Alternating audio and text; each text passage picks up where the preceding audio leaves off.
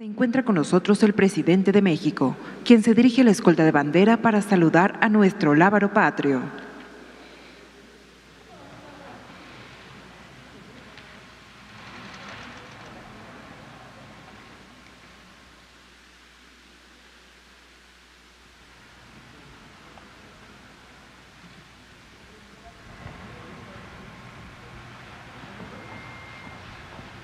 A continuación, se rendirán los honores al presidente constitucional de los Estados Unidos mexicanos y comandante supremo de las Fuerzas Armadas.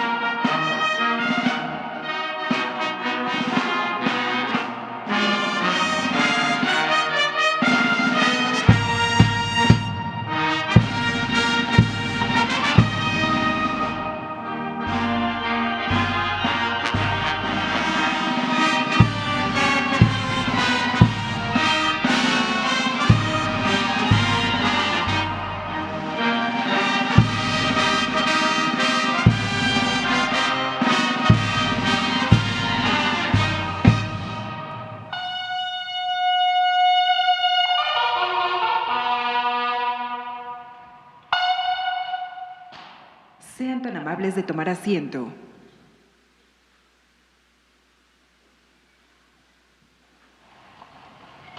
Preside este mensaje de los primeros 100 días del cuarto año de gobierno el presidente constitucional de los Estados Unidos mexicanos, licenciado Andrés Manuel López Obrador. Amigas, amigos, servidores públicos, mexicanas, mexicanos, en los 3 primeros meses del año 2022, lo más significativo ha sido, para bien, la disminución de la pandemia del COVID-19.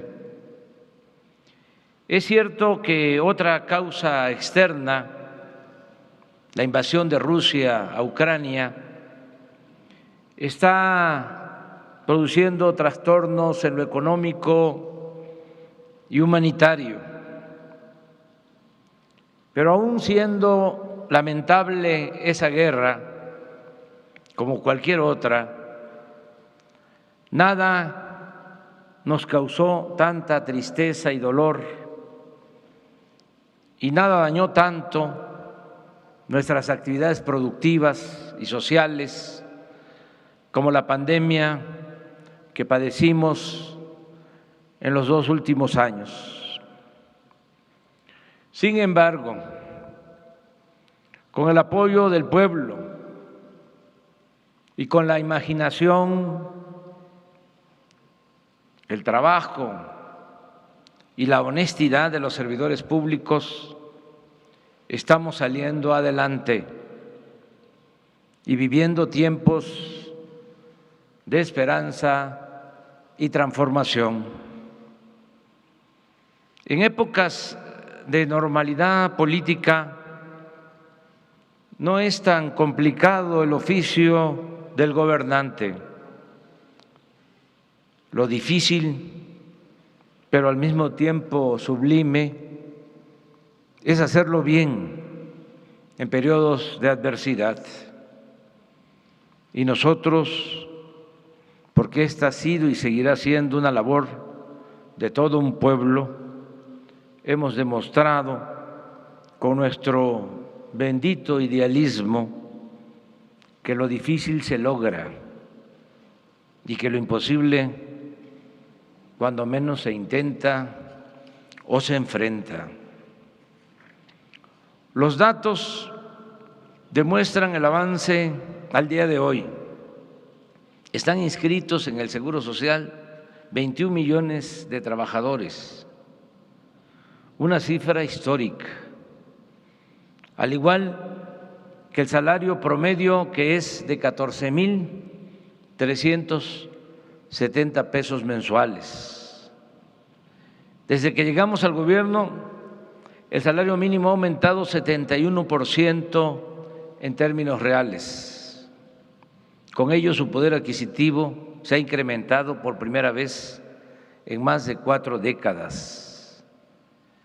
El año pasado las remesas fueron de 51.594 millones de dólares y siguen aumentando como nunca. En este primer trimestre han crecido en 18% en relación con el mismo periodo del año anterior. En poco más de 3 años, el peso se ha fortalecido en más de 2% con relación al dólar. O sea, no se ha depreciado como solía pasar. La mezcla mexicana de petróleo se vende en $92 el barril. La economía se está recuperando. El año pasado crecimos 5%, casi lo mismo que Estados Unidos. La inflación es menor a la de nuestro país vecino del norte. La deuda ha crecido menos que en los 3 sexenios anteriores.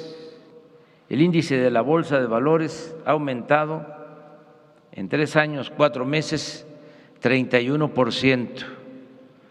Aunque el Banco de México incrementó la tasa de interés a 6.5%, de todas formas es menor al 8% de cuando llegamos al gobierno. La inversión extranjera ha sido la más alta de los últimos tiempos. Las reservas internacionales del Banco de México han aumentado en 15.5%. En 2022, hasta el día de ayer, han ingresado a la hacienda pública 1.404.928 millones de pesos, es decir, un incremento en comparación con el año pasado de 131.282 millones de pesos, 2.5 de aumento en promedio, en términos reales. Estamos conscientes que fue un acierto el haber renovado el tratado comercial con Estados Unidos y Canadá. Ahora México es uno de los países más atractivos del mundo para la inversión, el desarrollo económico y el comercio. Un dato: a pesar de la pandemia, en 3 años el comercio agroalimentario con Estados Unidos pasó de 47.400 millones de dólares a 64.000 millones de dólares, un incremento del 35%. En cuanto a la infraestructura para el desarrollo nacional y la creación de empleos, informo que cumplimos con inaugurar el Aeropuerto Internacional Felipe Ángeles, obra emblemática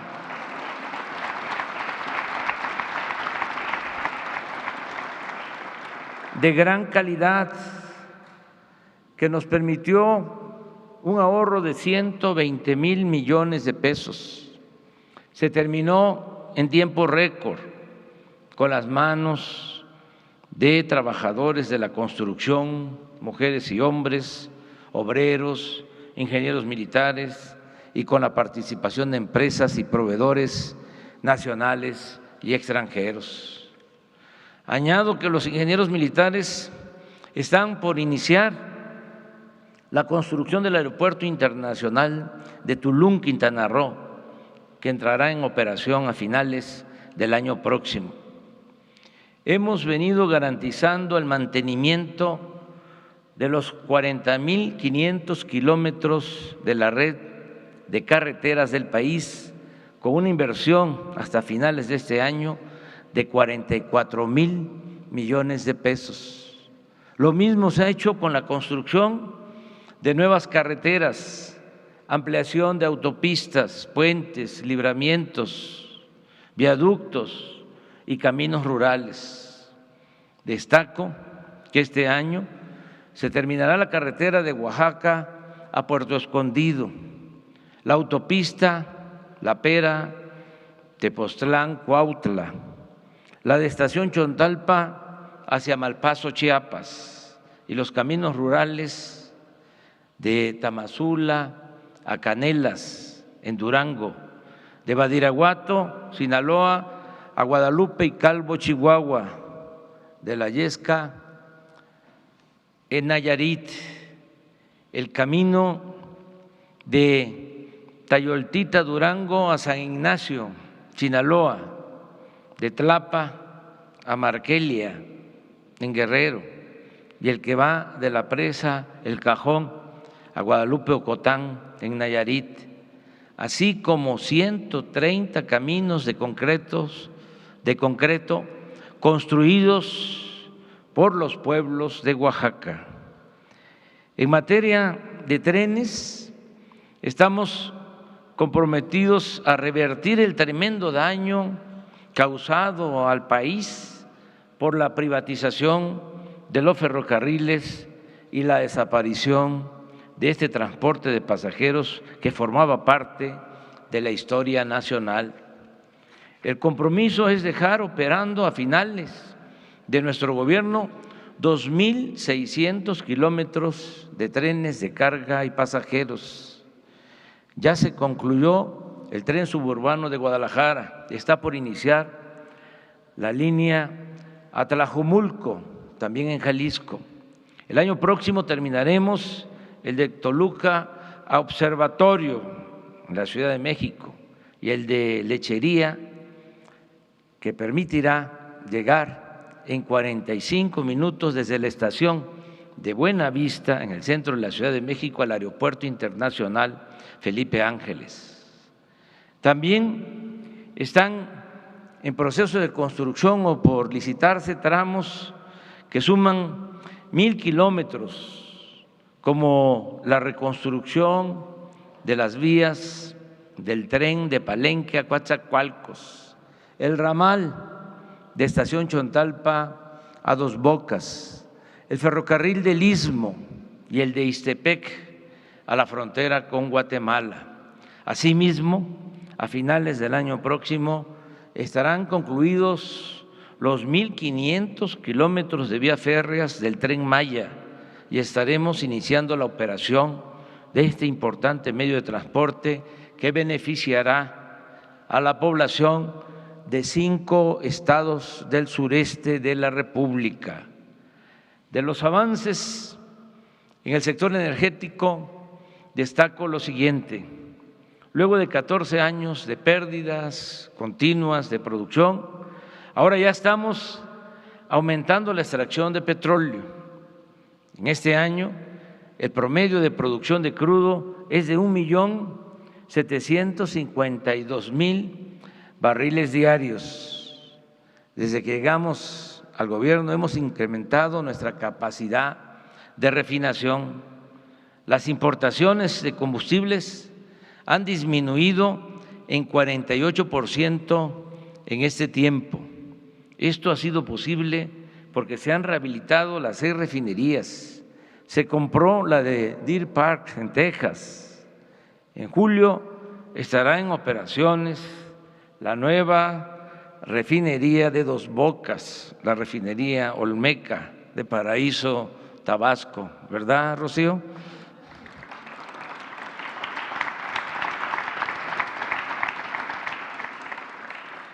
Y con la terminación de la coquizadora de Tula, el año próximo seremos autosuficientes en gasolinas, diésel y turbocina.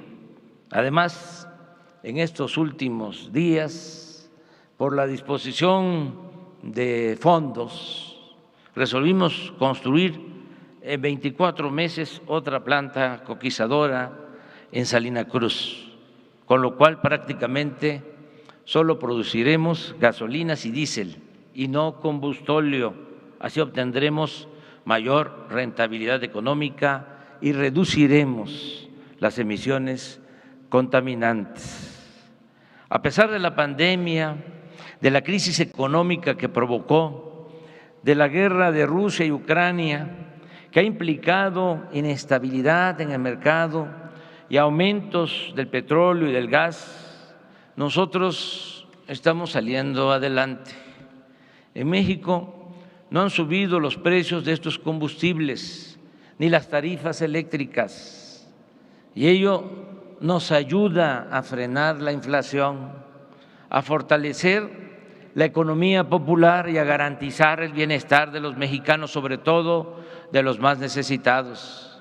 Por ejemplo, el día de hoy se da a conocer que la inflación en marzo por energéticos, solo por energéticos, en Estados Unidos alcanzó el 2.5% y en nuestro país, en el mismo mes de marzo, fue de 0.6%.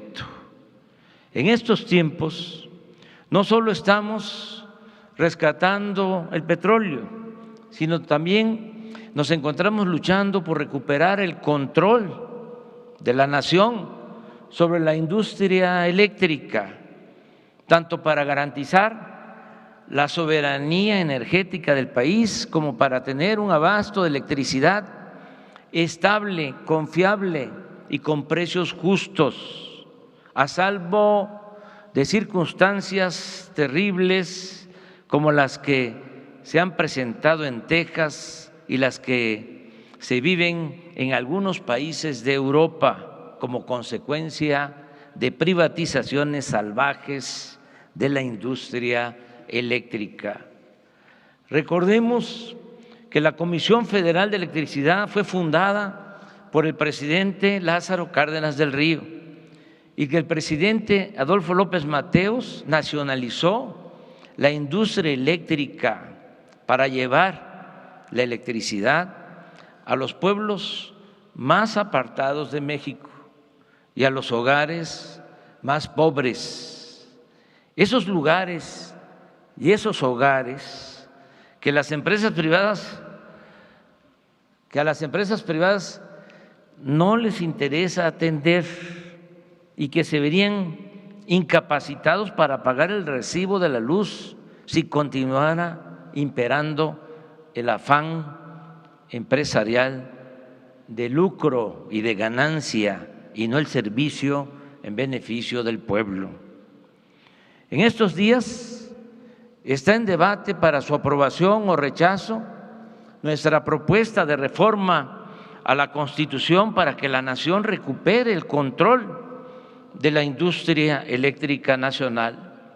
Son tiempos de definición y sin medias tintas los legisladores tendrán que decidir si se colocan como defensores de los intereses de las empresas particulares, nacionales y fundamentalmente extranjeras, o si optan en los hechos por ser auténticos representantes del pueblo y de la nación.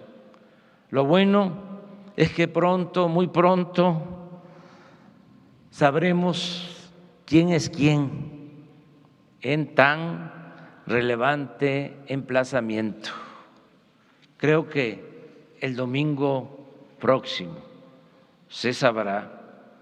Además, es importante que se conozca que ya nos protegimos en caso de una traición. Esto es trascendente para que haya tranquilidad de nuestro pueblo. Si hay una traición, ya estamos protegidos. Hace unos días, la Suprema Corte de Justicia de la Nación declaró constitucional la ley de la industria eléctrica que inicialmente propusimos y que aprobó el Congreso para cancelar la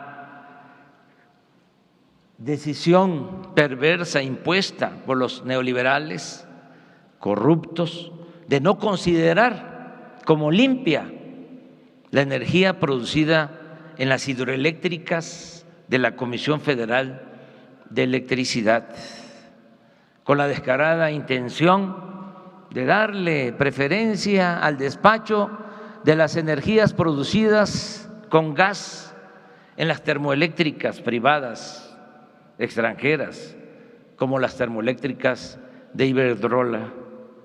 Asimismo, informo también para tranquilidad de los mexicanos que si no alcanzamos las 2/3 partes de los votos para la reforma constitucional en materia eléctrica por el boicot de los legisladores entreguistas, conservadores, de derecha, reaccionarios, enviaré de inmediato, al día siguiente, el lunes próximo, una iniciativa al Congreso para modificar la ley minera, que solo requiere de la aprobación de la mayoría simple de diputados y senadores, para establecer que el litio, mineral estratégico en el desarrollo industrial y tecnológico futuro, ambicionado por las corporaciones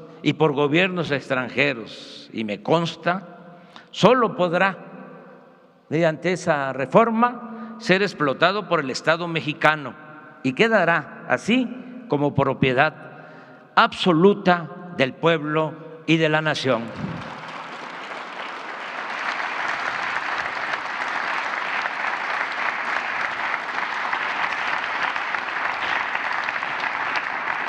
Frente al problema de la inflación que afecta a todo el mundo, nosotros hemos podido evitar su desbordamiento con la autosuficiencia y el control de precios de los energéticos, pero también en buena medida con la mayor producción de alimentos de la canasta básica. Es un hecho que los precios de garantía, el apoyo directo a campesinos y pescadores, la entrega gratuita de fertilizantes y el programa Sembrando Vida han mejorado el autoconsumo y la producción de alimentos en el país. El año pasado aumentó la producción de maíz, frijol, arroz y trigo en 2 millones de toneladas en comparación con 2018. No obstante, es indispensable destinar más apoyos al campo para beneficio de sus pobladores y también para avanzar en nuestro propósito de ser autosuficientes en producción de alimentos. Hay 2 objetivos fundamentales para garantizar nuestra independencia, nuestra soberanía: la autosuficiencia energética y la autosuficiencia alimentaria. Es por ello que decidimos aumentar el monto del apoyo a 1 millón de campesinos del programa de producción para el bienestar. De igual forma, está en marcha la entrega de fertilizantes gratuitos en Guerrero, Puebla, Tlaxcala y Morelos, así como a productores de Chiapas, Oaxaca, Zacatecas, Durango y Nayarit. Además, continúan en construcción presas y sistemas de riego para incrementar la producción de alimentos. Ahora, como ha quedado de manifiesto, el Estado es abierto promotor de actividades productivas para el desarrollo, contraviniendo los criterios neoliberales. Y es aún más notoria su participación, la del Estado, en el cumplimiento de su responsabilidad social.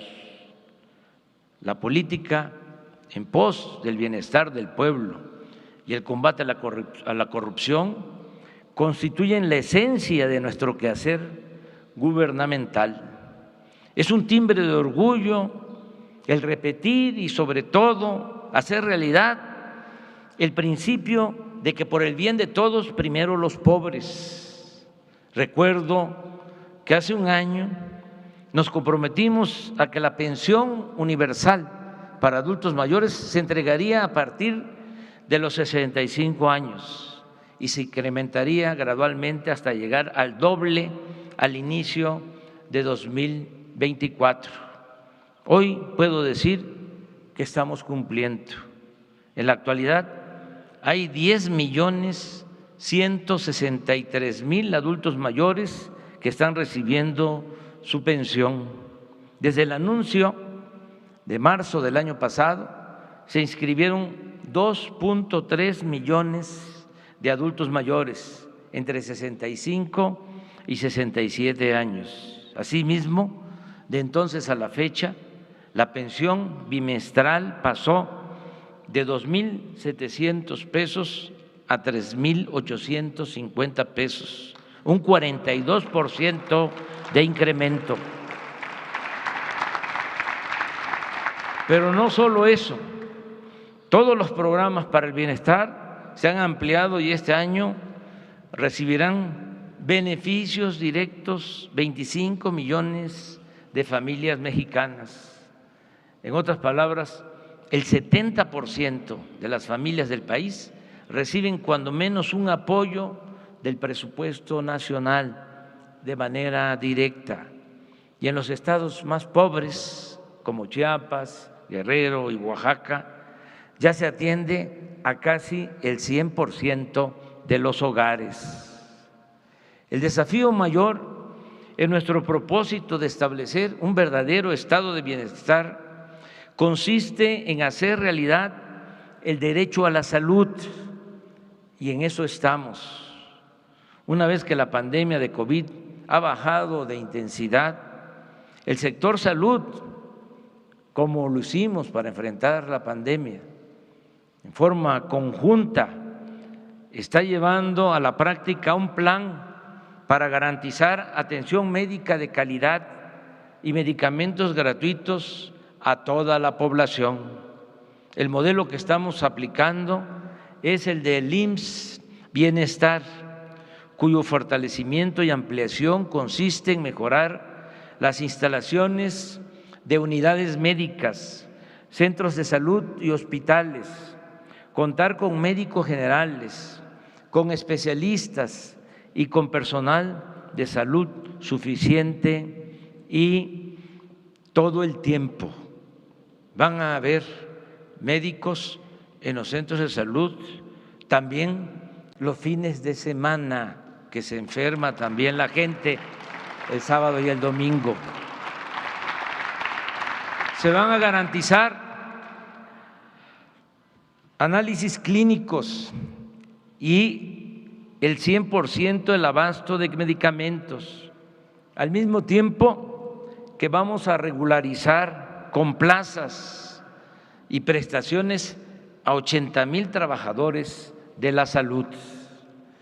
Ya hemos levantado inventarios en 14 estados, así podemos saber exactamente qué se necesita en cada centro de salud, comunidad, municipio y región. Y ya iniciamos en Nayarit el nuevo plan de operación, el cual nos permitirá evaluar resultados y replicar el método de federalización voluntaria en todos los estados del país. No hablo de presupuesto porque para este plan no hay techo financiero, no hay límite. Tenemos todo el dinero que se necesite. En materia de educación, seguimos ampliando la cobertura y mejorando la calidad de la enseñanza. Son 4 nuestras prioridades: atender con respeto y justicia a maestras y maestros, nunca más ofenderlos, nunca más ningunear a nuestras maestras y maestros; actualizar los contenidos de los libros de texto; otorgar becas en todos los niveles escolares a estudiantes de familias pobres y mantener en buen estado las instalaciones educativas con la entrega de presupuesto a las sociedades de madres, de padres de familia y a tutores de alumnos. El mes próximo llegaremos a un acuerdo con la representación sindical de los trabajadores de la educación para incrementar en términos reales sus ingresos. Hasta la fecha, con la participación de maestros, maestras y pedagogos, se han reformado los contenidos de 97 libros de texto, al mismo tiempo que se han adquirido 172 títulos y 27 materiales impresos complementarios para mejorar el conocimiento de educadores y educandos en todas las materias. Asimismo, no se han dejado de entregar 11 millones de becas a estudiantes desde preescolar hasta doctorado, una cifra sin precedente, nunca visto en la historia de México. En la actualidad, 68,000 escuelas han recibido de manera directa un presupuesto para mantenimiento de sus instalaciones y este año se incrementará el número de escuelas atendidas hasta llegar a 105,000 planteles. De igual forma, será mayor el monto que reciban, es la entrega directa del presupuesto a las sociedades de madres y padres de familia para el mantenimiento de las escuelas. Van a recibir ahora más porque esas sociedades de padres y madres de familia decidirán también cómo usar los fondos que antes se les entregaban a 20,000 escuelas a través de intermediarios y se manejaban sin transparencia en el programa denominado Escuelas de Tiempo Completo. Agrego que continúa ampliándose el programa de fomento a la lectura. Solo el Fondo de Cultura Económica lleva impresos 92 títulos con 4,650,000 ejemplares. Se están creando o se encuentran en proceso de construcción parques ecológicos, de recreación y de historia. Por ejemplo, se decretó área natural protegida el lago de Texcoco. Se está proyectando el Parque del Jaguar en una superficie de más de 1,000 hectáreas en Tulum, Quintana Roo. Se continúa trabajando en la ampliación del bosque de Chapultepec, de la 4ª sección de este histórico parque bosque de Chapultepec. Y está por inaugurarse el Centro Cultural y Turístico de las Islas Marías, esa prisión que ahora va a destinarse al disfrute, a la recreación de los mexicanos. Esta isla madre va a estar coordinada, administrada por un gobernador de la Secretaría de Marina. Ya se están adquiriendo 2 ferris para salir de Mazatlán y de San Blas, Nayarit, a las Islas Marías y estar en 2 horas y media y poder conocer esa maravilla natural, ese infierno que ahora es un paraíso y que nos va a hacer recordar mucho nuestra historia. Gracias a nuestras convicciones y a la perseverancia sobre cómo entender y atender el problema de la inseguridad y la violencia, poco a poco hemos venido avanzando en el propósito de vivir libres de miedos y temores, en entornos familiares fortalecidos y en una sociedad caracterizada por la justicia y por la paz. Es importante subrayar que quienes solo piensan, porque es así, en medidas coercitivas o de fuerza para enfrentar el flagelo de la violencia, y obviamente no creen, como nosotros, que la paz es fruto de la justicia, lo más que nos concedían antes y ahora en el debate, y eso como se dice coloquialmente para darnos el avión, era el aceptar que tal vez atender el origen del problema funcionaría, pero que los resultados tardarían mucho en verse. Y al amparo de esta excusa o pretexto, nunca se emprendía nada para atender las causas de la violencia. Este es el ejemplo de los jóvenes. Lo más que hicieron fue llamarles de manera despectiva ninis, que ni estudian ni trabajan. Nunca un programa para atenderlos. Hablaban de que a las entradas de los pueblos, en las gasolineras, estaban los halconcitos. Y esa era parte de la narrativa.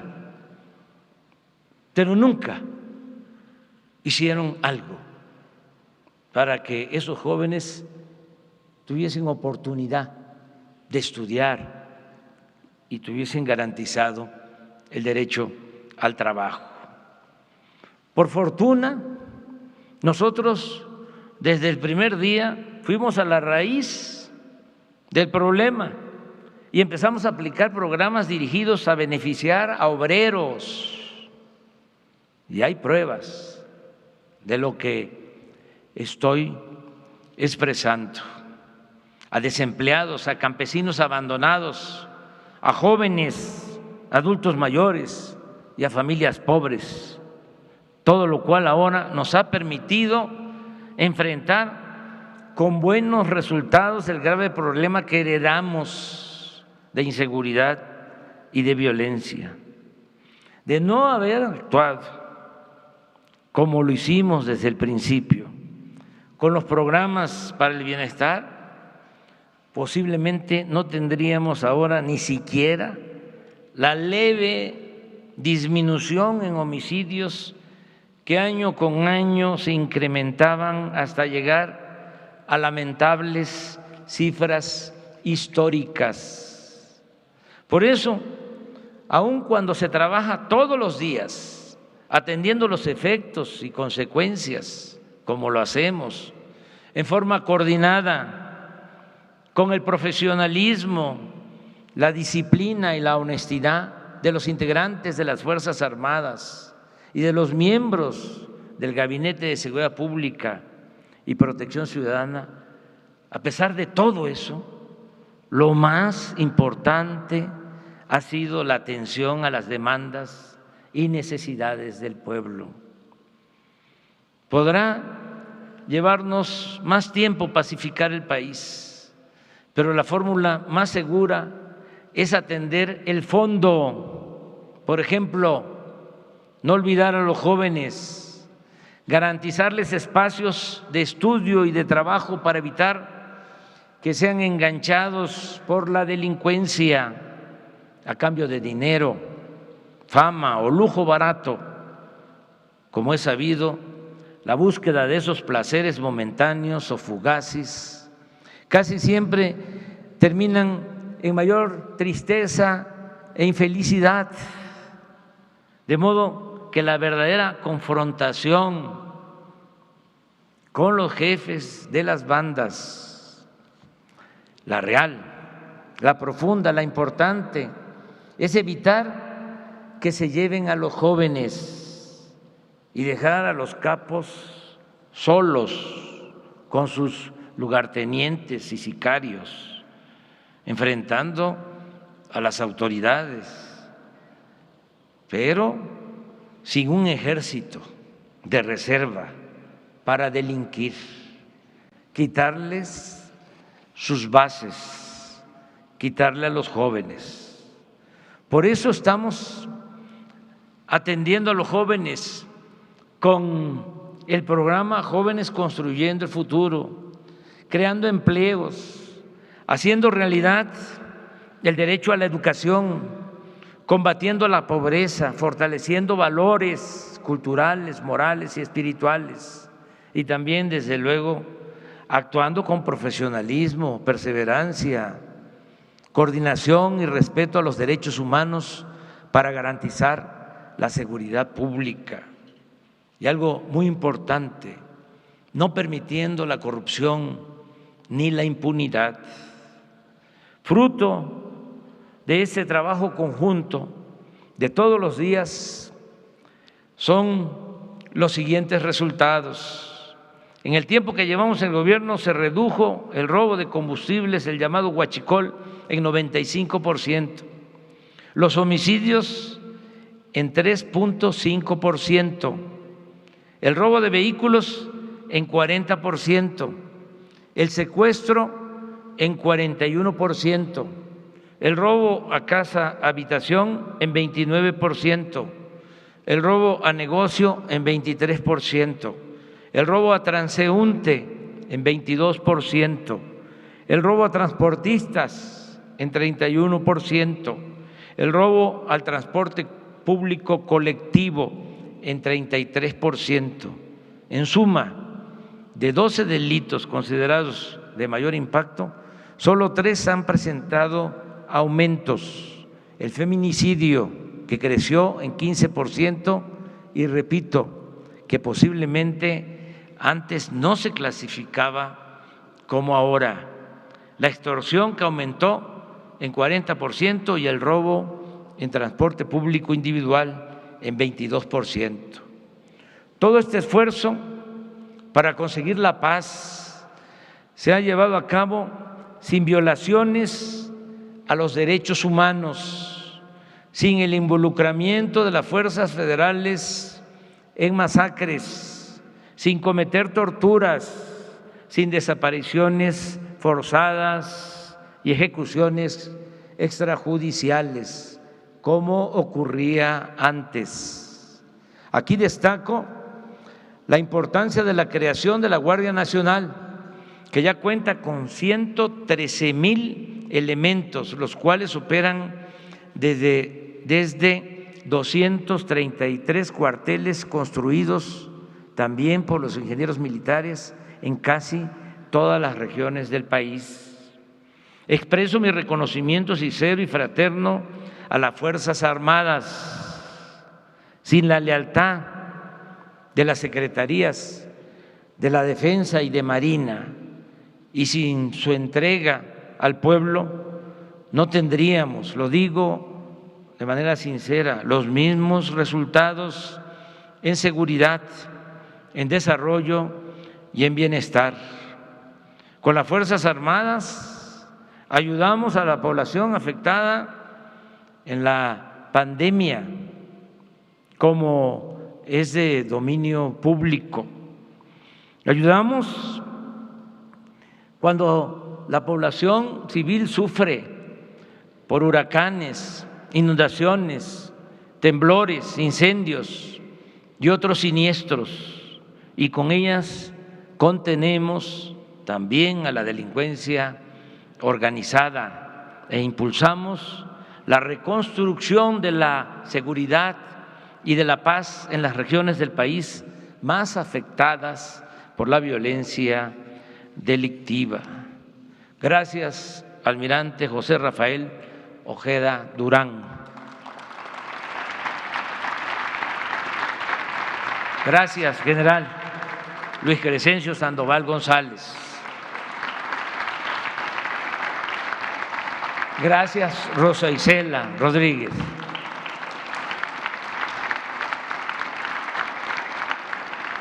Gracias también a todas, a todos ustedes, los miembros del gabinete y de las instituciones del Gobierno de la República que se han comportado a la altura de las circunstancias. Es un equipo de trabajo de mujeres y hombres que han demostrado ser auténticos servidores públicos, trabajadores honestos y algo que es muy importante, con profundas convicciones sociales, con convicciones humanistas. Amigas y amigos, hace 2 días por primera vez se llevó a cabo el proceso constitucional de revocación de mandato y la mayoría de la gente votó a favor de que continúe en el gobierno y que concluya mi mandato hasta finales de septiembre del 2024.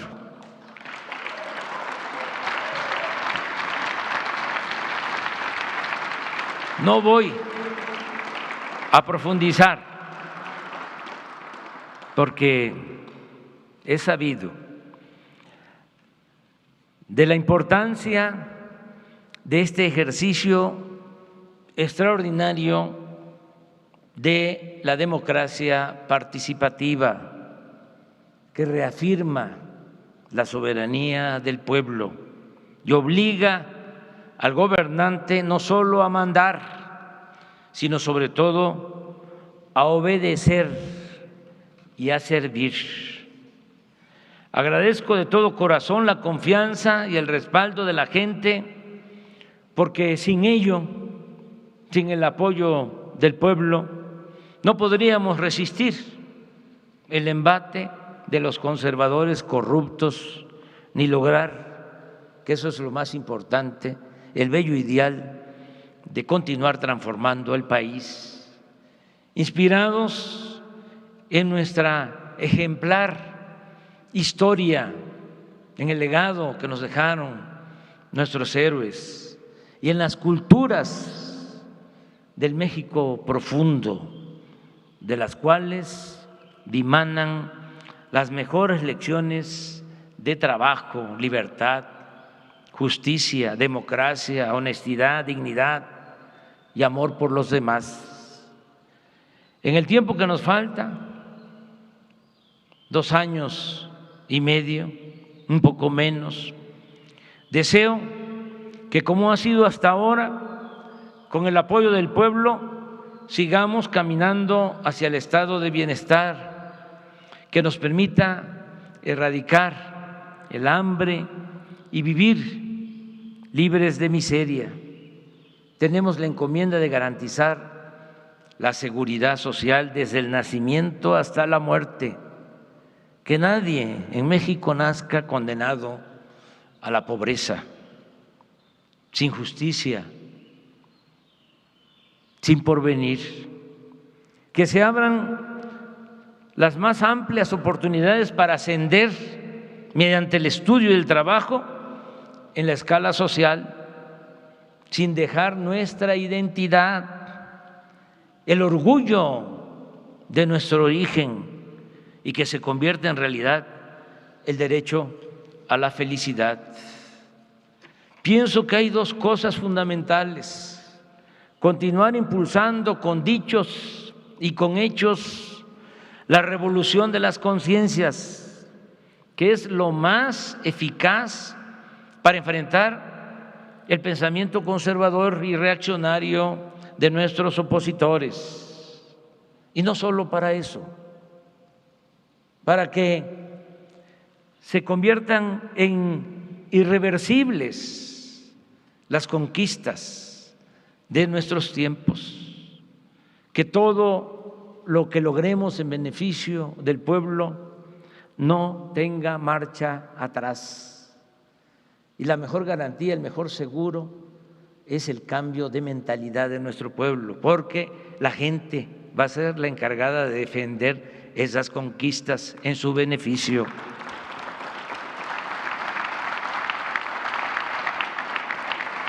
Y no olvidar que se debe buscar el bienestar material y también el bienestar del alma, porque no solo de pan vive el hombre.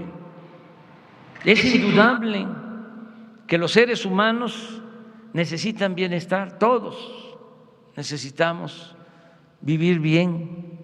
Nadie puede ser feliz sin trabajo, alimentación, salud, vivienda o cualquier otro satisfactor básico. Un hombre en la pobreza piensa solo cómo sobrevivir antes de ocuparse de tareas políticas, científicas, artísticas o espirituales. Federico Engels lo explicó magistralmente en su discurso ante la tumba de Carlos Marx, argumentando que así como Darwin descubrió la ley del desarrollo de la naturaleza orgánica, Marx descubrió la ley del desarrollo de la historia humana. El hecho tan sencillo, según Engels, pero oculto bajo la maleza ideológica de que el hombre necesita, en primer lugar, comer, beber, tener un techo y vestirse, antes de poder hacer política, ciencia, arte o religión. Hasta ahí la cita. Pero el sentido de la vida, sostengo, no debe reducirse únicamente a la obtención de lo material, a lo que poseemos o acumulamos. Una persona sin apego a un código de principios, sin apego a un ideal, a una doctrina, difícilmente consigue la felicidad. En algunos casos, triunfar a toda costa y en forma inescrupulosa conduce a una vida vacía, a una vida infeliz.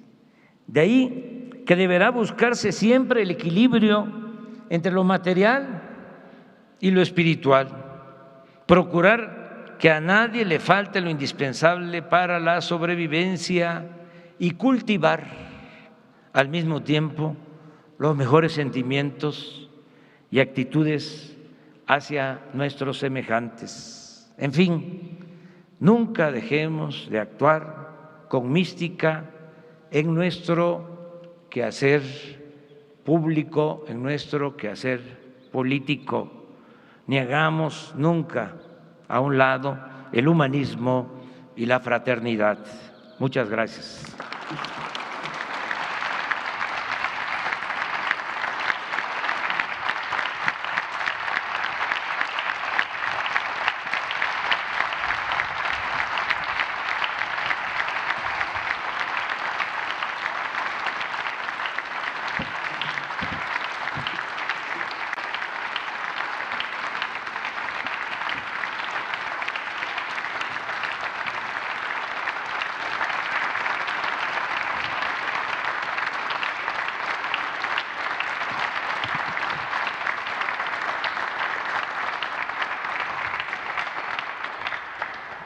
Finaliza este evento con los honores al presidente de los Estados Unidos mexicanos.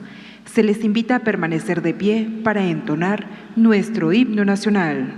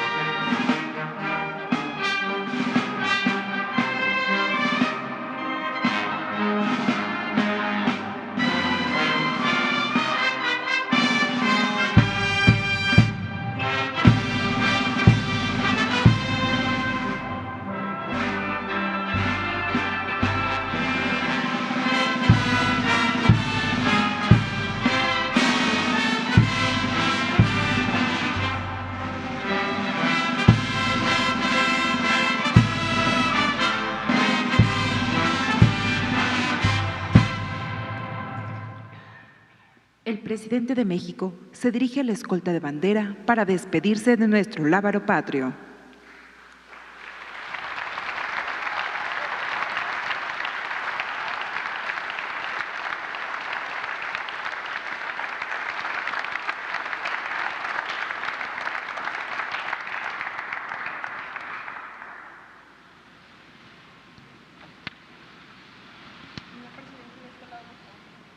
Se agradece la asistencia del presidente de México y funcionarios que lo acompañaron. Muy buenas tardes.